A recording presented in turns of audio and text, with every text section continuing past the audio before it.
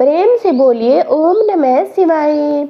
आज सोमवार को आइए हम सोमवार की व्रत कथा का वर्णन करते हैं। सोमवार का व्रत चंद्रदेव और भगवान भोलेनाथ की अर्चना हेतु किया जाता है। इस व्रत को श्रद्धा पूर्वक करने से मानसिक क्लेशों से छुटकारा मिलता है एवं सभी मनोकामनाएं पूर्ण होती है। यदि सावन के महीने में सोमवार का व्रत किया जाए तो अधिक फलदायक सिद्ध होता है। वैसे यह व्रत चैत्र, सावन और कार्तिक मास में किया जाता है। इस व्रत में सोमवार के दिन उपवास रखकर भगवान शंकर, माता पार्वती की पूजा अर्चना करनी चाहिए। दिन में एक बार भोजन करना चाहिए। सोमवार व्रत रखने से स्त्रियों को पति, पुत्र एवं सुख मिलता है। तो पूजा विधि इस प्रकार है। भगवान शंकर की पूजा का श्रेष्ठ समय प्रातः काल माना जाता है। अतः सोमवार के दिन प्रातः काल ब्रह्म मुहूर्त में उठकर नित्य कर्म से निवृत्त हो स्नान कर पूजन हेतु ध्यान कर भस्म धारण पर कुशा पर बैठे, पूर्व अथवा उत्तर दिशा की ओर मुख रखें, चौकी पर सफेद कपड़ा बिछाएं, तांबे में खुदा सोमवार यंत्र भगवान शिव की प्रतिमा तथा शिवलिंग की स्थापना करें। बिल्व पत्थर, पुष्प, अक्षत, जल एवं दक्षिणा इत्यादि सामग्रियां जो अपने निकट रखें। शिव पूजन के विधान के पश्चात व्रत कथा पढ़नी चाहिए। व्रत कथा पूर्ण करने के उपरांत भगवान शिव को भोग लगाकर तुलसी के पौधे को अर्घ्य दें एवं दिन में एक ही समय में भोजन करें। आइए अब हम सुनते हैं सोमवार की व्रत कथा। एक साहूकार बहुत अमीर था। उसके पास कोई धन की कमी नहीं थी। साहूकार के पास सभी सुख और ऐश्वर्य के साधन थे, किंतु उसको एक ही दुख था कि उसकी कोई संतान नहीं थी। दिन व रात इसी चिंता में लगा रहता। पुत्र पाने के लिए हर सोमवार को भगवान चंद्रदेव वह शिव जी की पूजा करता, वह व्रत रखता था। साहूकार की भोलेनाथ के प्रति ऐसी भक्ति देखकर एक बार माता पार्वती ने शिव जी से कहा, हे नाथ, ये साहूकार आपका अनन्य भक्त है और सदैव ही आपका व्रत और पूजा भक्ति भाव से किया करता है। आप कृपया करके इसकी मनोकामनाओं को पूरी कर दो। पार्वती जी के ऐसे वचन सुनकर भोलेनाथ ने माँ पार्वती जी से कहा, हे पार्वती, यह संसार एक कर्म क्षेत्र है। यहाँ जो भी जैसा कार्य करता है उसे वैसा ही फल मिलता है। अर्थात जैसा कार्य मनुष्य करता है वैसा ही परिणाम भोगता है। किंतु माता पार्वती आग्रह पूर्वक बोली, हे महादेव, यह आपका अनन्य भक्त है। यदि कोई भी दुख है तो आपको उसे दूर करना चाहिए। यदि आप अपने भक्तों की मनोकामनाएं पूरी नहीं करेंगे तो क्यों मनुष्य आपकी भक्ति व सेवा पूजा करेंगे। पार्वती जी के इस प्रकार आग्रह को सुनकर शिव जी ने कहा, हे शिवे, इस साहूकार के कोई पुत्र नहीं है, इसी कारण यह दिन रात चिंतित व दुखी रहता है। इसके भाग्य में संतान न होने पर भी मैं इसे पुत्र प्राप्ति के लिए वरदान देता हूँ, किंतु इसका पुत्र केवल 12 वर्ष तक ही जीवित रह सकता है। इसके बाद वह मर जाएगा। इससे अधिक मैं इस साहूकार के लिए कुछ नहीं कर सकता। ये सब बातें सुनकर साहूकार सुन रहा था। उसे ये सारी बातें सुनकर न तो खुशी हुई न ही कोई दुख हुआ। यह पूर्ववत शिव जी की पूजा व व्रत करता रहा। कुछ समय के पश्चात साहूकार की पत्नी गर्भवती हो गई और 10वें महीने में उसको एक सुंदर पुत्र को जन्म हुआ। साहूकार के घर में बहुत ही खुशियां बनाई गई, किंतु साहूकार ने अपने पुत्र की 12 वर्ष की उम्र जानकर कोई खुशी प्रकट नहीं की। इस संबंध में किसी को कोई भेद भी नहीं बताया। यह बालक धीरे धीरे बड़ा होने लगा। जब वह बालक 11 साल का हो गया तो बालक की माता ने साहूकार से उसकी शादी के लिए भेजा, किंतु साहूकार ने कहा कि मैं इसे काशी जी पढ़ने के लिए भेजूंगा। साहूकार ने अपने साले को बुलाकर कहा कि तुम इस बालक को काशी पढ़ाने के लिए ले जाओ और विधिवत शिक्षा ग्रहण कराओ। साहूकार ने बहुत सारा धन देकर रास्ते में जहाँ कहीं भी ठहरे यज्ञ ब्राह्मणों को भोजन कराते जाना। इस प्रकार दोनों मामा भांजे रास्ते में यज्ञ करते, दान देते, ब्राह्मणों को भोजन कराते जा रहे थे। रास्ते में एक शहर पड़ा।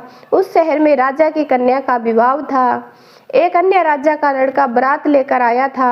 लेकिन वह आंख से काना था। लड़के के पिता को इस बात की चिंता थी कि वर को देखकर कन्या के माता पिता शादी में किसी प्रकार की अड़चन न डाले। इसी कारण जब उन्होंने साहूकार के अति सुंदर बेटे को देखा तो मन में विचार आया कि क्यों न इस लड़के से शादी का कार्य पूर्ण करा लिया जाए। यह विचार करके उसने लड़के और उसके मामा से कहा कि यदि आप फेरे व कन्यादान का पूर्ण करा देंगे तो आपकी बड़ी कृपा होगी और हम आपको बहुत सारा धन देंगे। साहूकार के लड़के और उसके मामा ने इस बात को स्वीकार किया। शादी का काम भली प्रकार से पूरा हो गया था। जब वह लड़का जाने लगा तो उसने चुपके से राजकुमारी की चुनरी पर लिख दिया कि तेरा विवाह मेरे साथ हुआ है, लेकिन जिसके साथ तुम्हें भेजा जाएगा वह एक आंख से काना है। मैं तो काशी जी को जा रहा हूँ। राजकुमारी ने इस प्रकार लिखा पाया तो राजकुमार के साथ जाने से इनकार कर दिया और कहा कि यह मेरा पति नहीं है।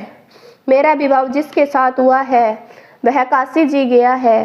राजकुमारी के पिता ने जब यह सुना तो उसने अपनी कन्या को विदा करने से मना कर दिया। बारात वापस चली गई। उधर साहूकार का लड़का और उसका मामा काशी जी पहुंचे, जहाँ लड़के ने पढ़ना शुरू किया। अपना अंतरिक्ष समय मामा भांजे यज्ञ दान आदि में व्यतीत करने लगे।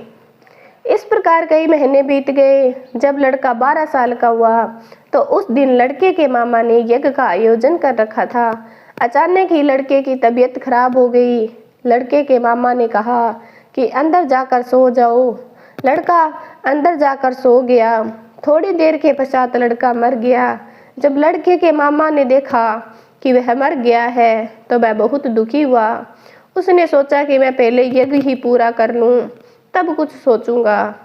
लड़के के मामा ने यज्ञ पूरा किया और फिर रोना प्रारंभ कर दिया।